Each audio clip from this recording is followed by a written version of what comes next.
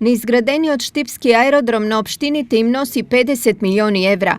Ова денес уштеднаш го потврдија министерот за економија Крешник Бектеши и менаџментот на компанијата ТАФ. Во наредниот период, владата и концесионерот ќе склучат анекс на договорот за концесија, со што од следната година ќе започне реализацијата на проектите.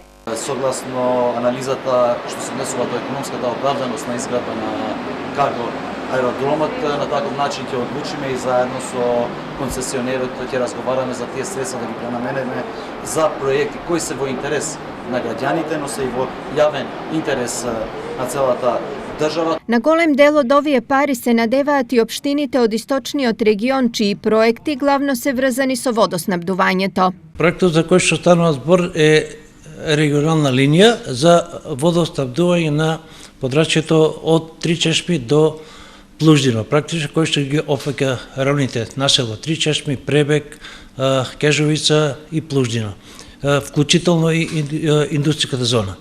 Инаку станува збор за проект, односно апликација која што е поднесена во износ за сума од 92 милиони денари. Конкурираме за нова филтерна станица, односно нова технологија за пречистување на водата за пиење, со цел на граѓаните на сите рекори да им овозможиме чиста и здрава вода за пиење. Одлуката за тоа кои проекти и со колку пари ќе се финансираат се очекува да биде донесена многу брзо, веднаш откако ќе биде потпишан анекс договорот.